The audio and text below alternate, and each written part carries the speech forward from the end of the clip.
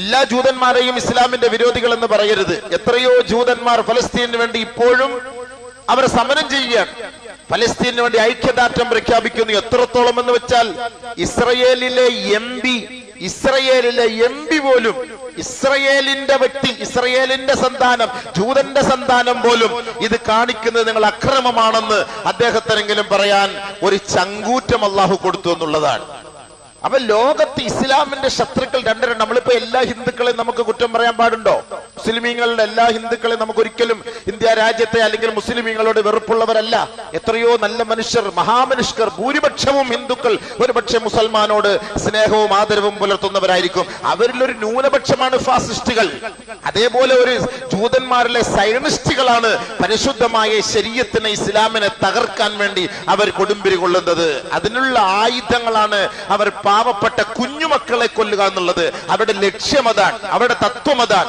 ഭാവിയിൽ ഈ കുഞ്ഞ് വളർന്നു വരാൻ പാടില്ല.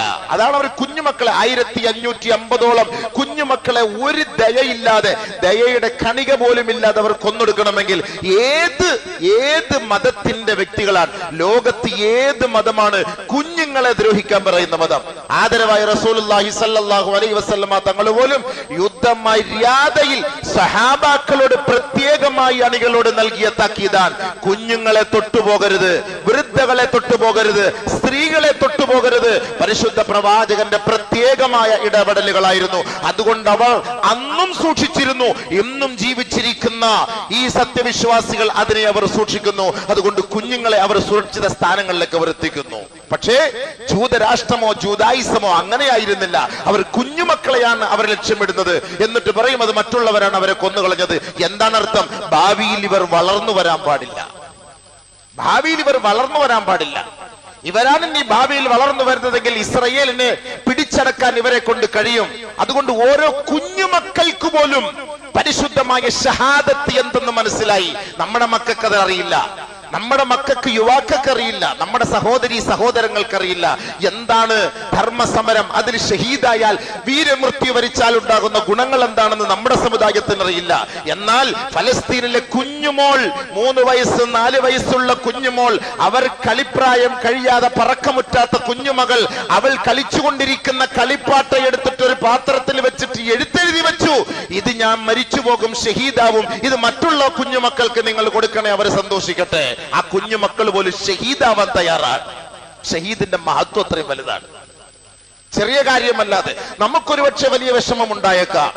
കുഞ്ഞുമക്കളുടെ മയ്യത്തുകളെല്ലാം നിരത്തി വെച്ചിരിക്കുന്നത് കാണുമ്പോ ഒരു കുഞ്ഞിനെ എടുത്ത് ആ മയ്യത്ത്, സുബ്ഹാനല്ലാഹ്, മയ്യത്ത് പൊതിയാൻ പോലും തുണിയില്ല, കാലിന്റെ ഭാഗത്ത് സോക്സ് ഇട്ടിട്ട് അത് മറച്ചിട്ട് ആ കുഞ്ഞിനെ ചേർത്ത് പിടിച്ച് ആശുപത്രിയുടെ വരാന്തയില് പൊട്ടിക്കരയുന്ന ആ ഉമ്മയുടെ ദയനീയമായ രംഗം നമുക്ക് വേദനയുണ്ടാക്കും. ആദരവായ റസൂലുള്ളാഹി സ്വല്ലല്ലാഹു അലൈഹി വസല്ലമ തങ്ങളുടെ മുന്നിൽ ഇതേപോലെ കുഞ്ഞുമക്കൾ മരണപ്പെട്ട സ്വഹാബത്ത് വനിതകൾ വന്നപ്പോ അവർക്ക് ആശ്വാസം പകർന്നു കൊടുത്ത പ്രവാചക പാരമ്പര്യത്തിന്റെ ഉടമകളാണ് പരിശുദ്ധ ഇസ്ലാമിന്റെ മക്കൾ. അതുകൊണ്ട് കുഞ്ഞുമക്കൾ ഷഹീദായതുകൊണ്ടോ അവരിങ്ങനെ രക്തത്തിൽ കുളിച്ച് കിടക്കുന്നത് കൊണ്ടോ അവർ നേരെ പോകുന്നത് ആദ്യത്തെ ഒരു തുള്ളി രക്തം വീഴുന്നതോടുകൂടി അവരുടെ ആ വേദന അല്ലാഹു എടുത്തു മാറ്റിയിട്ട് നേരെ അവർ സ്വർഗത്തിലേക്ക്, അവർ എക്കാലവും കാലാകാലവും സുഖലോലുപരായി അള്ളാഹുവിന്റെ ദർബാറിൽ അവർ കളിച്ച് ചിരിച്ച് നടക്കുന്ന ആ ഒരു സന്തോഷത്തിന്റെ കൊട്ടാരത്തിലേക്ക് അള്ളാഹു റബ്ബുൽ ഇസ്സത്ത് അവരെ കൊണ്ടുപോവുകയാണ്. നമുക്ക് കാണുമ്പോൾ ഒരു വിഷമമുണ്ടാവും, നമുക്കൊരു വിഷമമുണ്ടാവും. അതുകൊണ്ടാണല്ലോ നബിയുന റസൂലുള്ളാഹി സ്വല്ലല്ലാഹു അലൈഹി വസല്ലമ തങ്ങളുടെ മുന്നിലേക്ക് ഒരു പെണ്ണ് കടന്നു വരുന്നു, ഒരു സ്വഹാബത്ത് വനിത കടന്നു വരുന്നു. അവളുടെ കയ്യിൽ ഒരു കൊച്ചു കുഞ്ഞുണ്ട്. അത്തത്തിൻ നബിയ സല്ലല്ലാഹു അലൈഹി വസല്ലം ലഹാ സബിയ്യൻ, ഒരു കൊച്ചു മോളുമായിട്ട് കടന്നു വന്നിട്ട് പറഞ്ഞു, നബിയെ എനിക്ക് വേണ്ടി ദുആ ചെയ്യണം, അല്ലാഹുവിന്റെ റസൂൽ എനിക്ക് വേണ്ടി ദുആ ചെയ്യണം. എന്താണ് സംഭവം? എനിക്ക് 3 മക്കൾ ഉണ്ടായിരുന്നു, എന്റെ 3 മക്കളും ഈ ലോകത്ത് നിന്ന് വിട പറഞ്ഞു പോയി.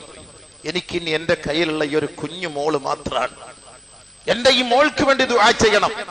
നബി സല്ലല്ലാഹു അലൈഹി വസല്ലം തങ്ങൾ ചോദിച്ചു, അദഫൻതി സലാസ, 3 മക്കൾക്ക്, 3 മക്കളെ നീ മറവാടിയോ, നീ കബറടക്കിയോ?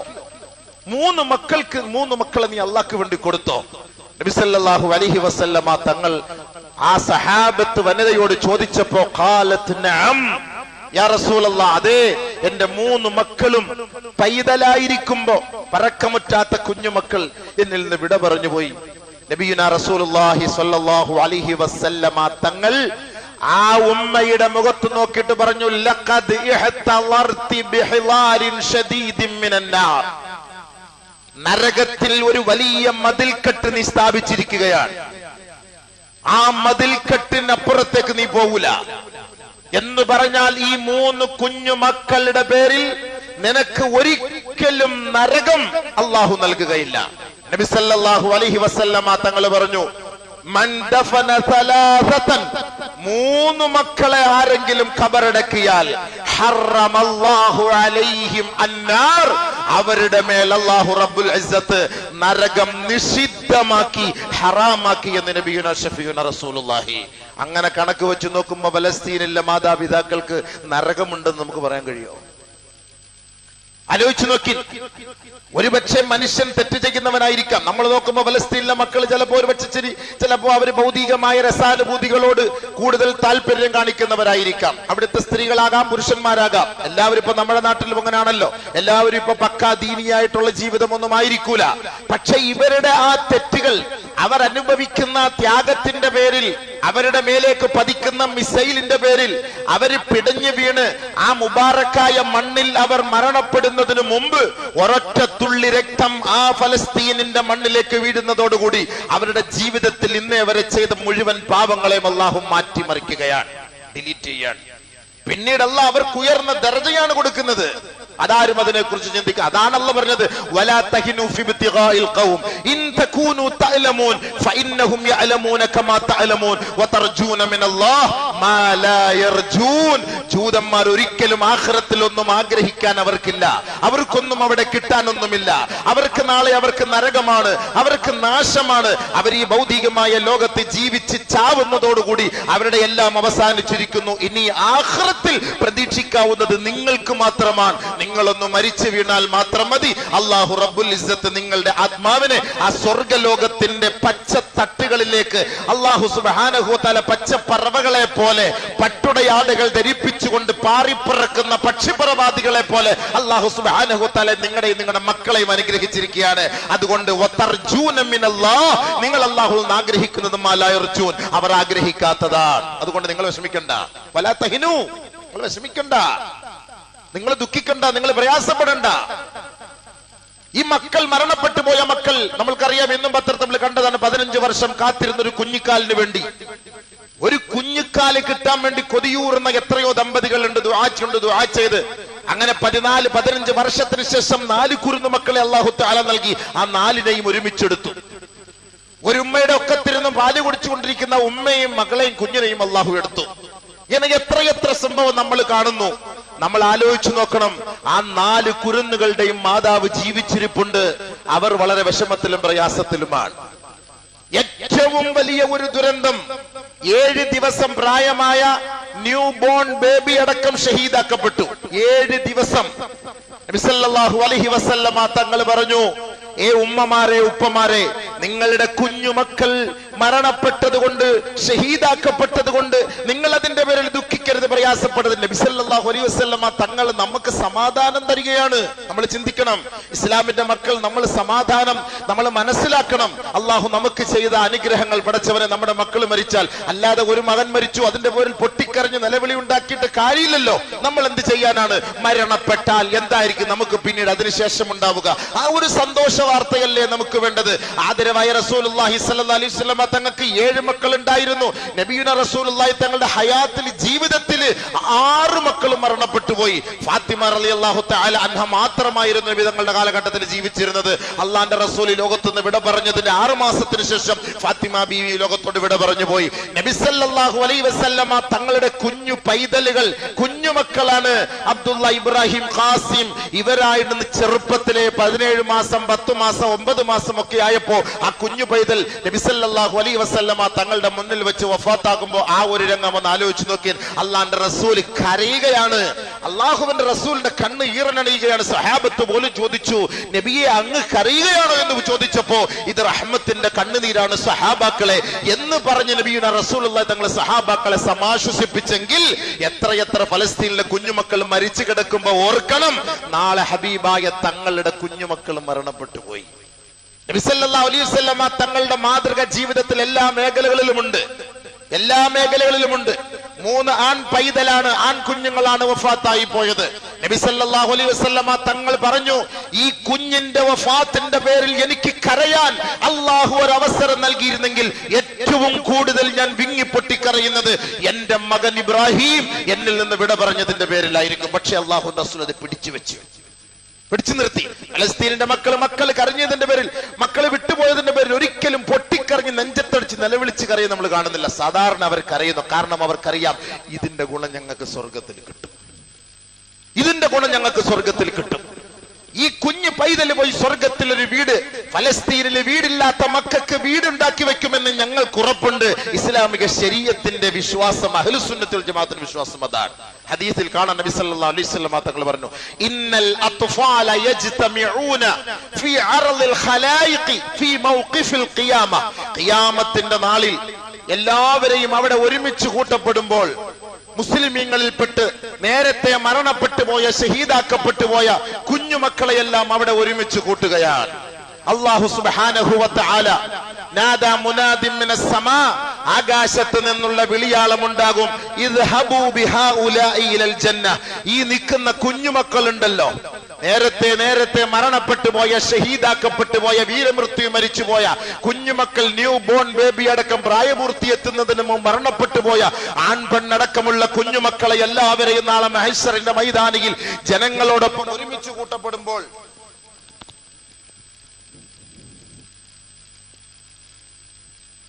അങ്ങനെ അവിടെ ഒരുമിച്ച് കൂട്ടപ്പെടുമ്പോൾ ഈ കുഞ്ഞുമക്കളുടെ കാര്യത്തിൽ അള്ളാഹു പെട്ടെന്ന് ഇടപെടുകയാണ്.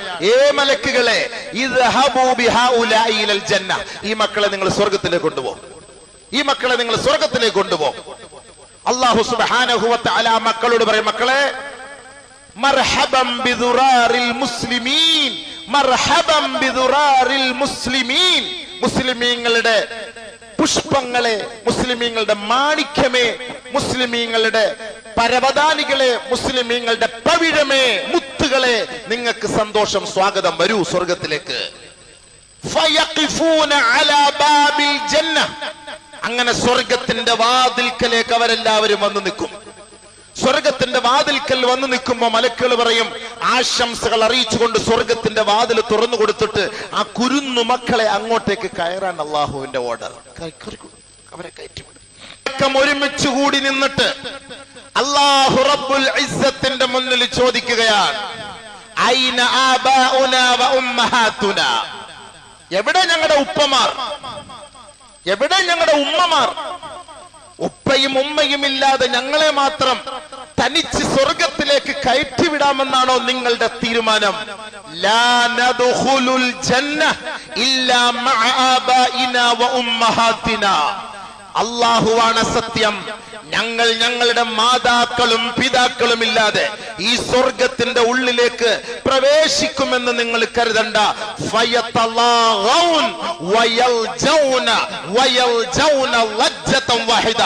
ആ സ്വർഗത്തിന്റെ വാതിൽക്കൽ നിന്ന് ആ കുരുന്നു മക്കൾ അട്ടഹസിച്ച് നിലവിളിക്കുമത്രേ, തന്റെ ഉപ്പ ഉമ്മമാരെവിടെ? ഉടനെ അല്ലാഹു റബ്ബുൽ ഇസ്സത്ത് ഇടപെടുകയാണ്, പടച്ചവൻ ഇടപെടുകയാണ്. മലക്കുകളെ, എവിടെ, എന്താ ഈ ഒരു ശബ്ദം, ഒരു അപശബ്ദം? കുഞ്ഞുമക്കളുടെ, കുരുന്നുമക്കളുടെ അപശബ്ദങ്ങൾ കേൾക്കുന്നുണ്ടല്ലോ, എന്താ അത് കാരണം? എവിടെയാണത്? ഉടനെ യഖൂലൂന, അൽ മലായികത്തുകൾ പറയും, റബ്ബനാ അത്ഫാലുൽ മുസ്ലിമൂൻ, അത്ഫാലുൽ മുസ്ലിമീൻ വഹും യഖൂലൂൻ ലാ നദ്ഖുലുൽ ജന്ന ഇല്ലാ മഅ ആബാഇനാ വ ഉമ്മഹാതിനാ. മുസ്ലിമീങ്ങളുടെ കുഞ്ഞുമക്കളാൻ, കുരുന്നുകളാൻ, ചെറുപ്പത്തിലെ, ശൈശവത്തിലെ, ബാല്യത്തിലെ, കൗമാരത്തിലെ ദുനിയാവിൽ തന്റെ ഉമ്മയെയും ഉപ്പയെയും വിട്ടുപിരിഞ്ഞു വന്നവരാണ്. അവർ നിലവിളിക്കുകയാണ്, ഈ സ്വർഗത്തിന്റെ വാതിൽക്കൽ വെച്ച് അവർ നിലവിളിക്കുകയാണ്, മാതാപിതാക്കളില്ലാതെ, ഞങ്ങളുടെ ഉപ്പയും ഉമ്മയും ഇല്ലാതെ ഞങ്ങൾ സ്വർഗത്തിലേക്ക് പ്രവേശിക്കുകയില്ല എന്ന് വാശി പിടിച്ചവർ കരയുകയാണ് എന്ന് മലക്കുകൾ അല്ലാഹുവോട് അറിയിക്കുമ്പോ, മലക്കുകളെ തഖല്ലലു അൽ ജുമഅ, അവരെ വിട്ടുകൊടു, അവരുടെ ഇടയിലേക്ക് പോകട്ടെ, അവരുടെ ഇടയിലേക്ക് അവരെ വിട്ടിട്, വാപ്പയുടെയും ഉമ്മയുടെയും അരികിലേക്ക് അവരെ പറഞ്ഞുവിട്. അല്ലാഹു സുബ്ഹാനഹു വ തആലയുടെ ഓർഡർ വരുന്നതിന് മുമ്പ് ഈ മക്കളെ സമാശ്വസിപ്പിക്കാൻ വേണ്ടി മാലാഖമാര് കിടന്ന് പരിശ്രമിക്കും, നടക്കൂല.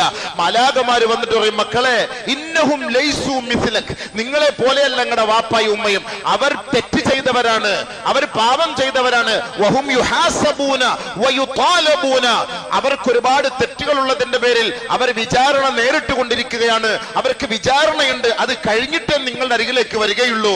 അതുകൊണ്ട് നിങ്ങൾ പ്രതീക്ഷിക്കണ്ട, നിങ്ങളിപ്പോ സ്വർഗത്തിൽ പോയിക്കൊന്ന് പറയുമ്പോ, ഇല്ല, ഞങ്ങൾ ഒരിക്കലും പോകില്ല, ഞങ്ങൾക്ക് ഞങ്ങളുടെ വാപ്പയും ഉമ്മയും കാണാതെ ഈ സ്വർഗത്തിന്റെ പടിവാതിൽക്കൽ ചവിട്ടൂല എന്ന് ബഹുമാനപ്പെട്ട കുരുന്നു മക്കൾ പറയുമ്പോ അള്ളാഹു ഇടപെടുമേ മലക്കുകളെ.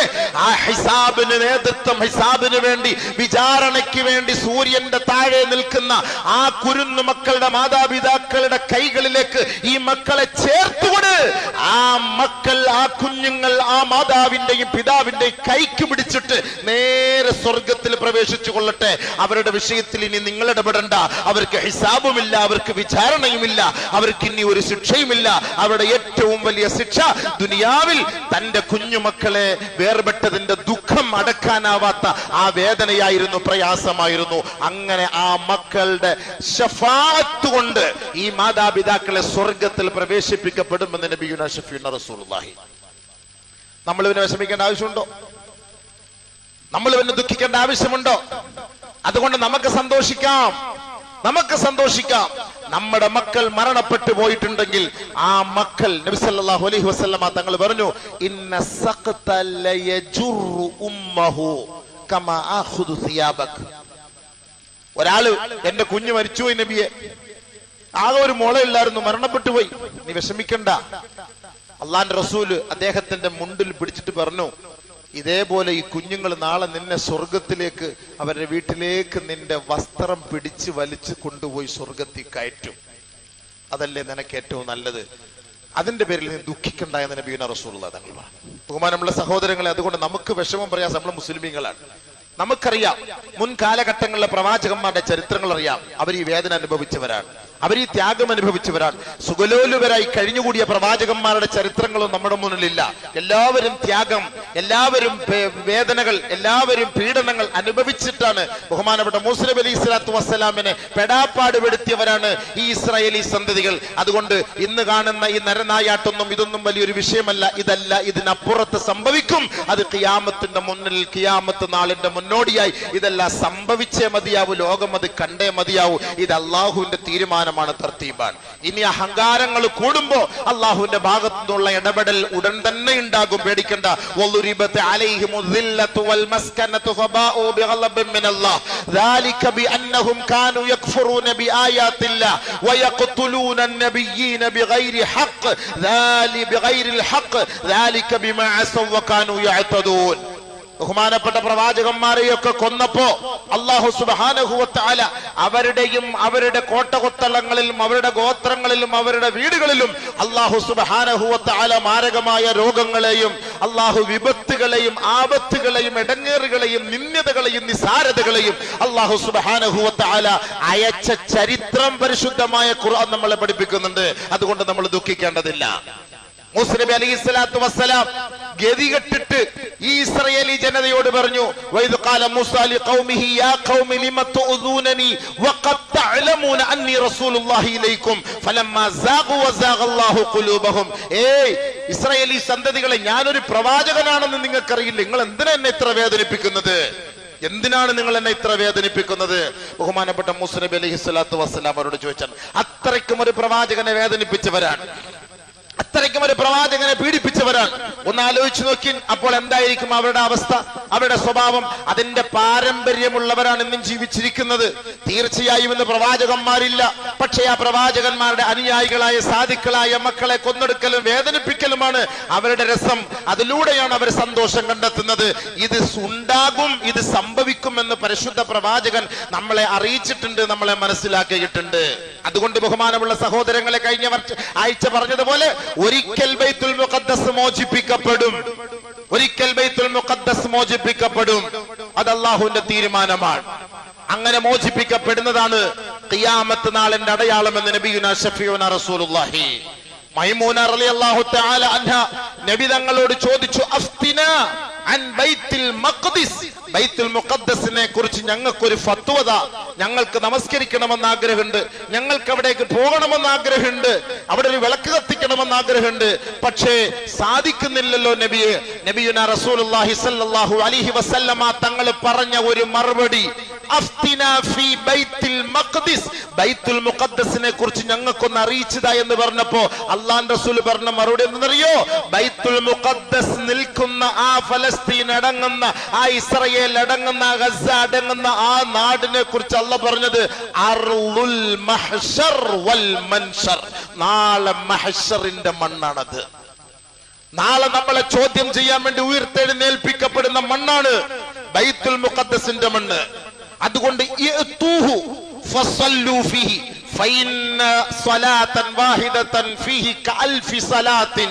നിങ്ങൾ അവിടേക്ക് പോകണം, അവിടെ പോയി നമസ്കരിക്കണം. അവിടെ ഒരാൾ നമസ്കരിച്ചാൽ 1000 നമസ്കാരത്തിന്റെ പ്രതിഫലം നിങ്ങൾക്ക് അവിടെ ഉണ്ട് കേട്ടോ.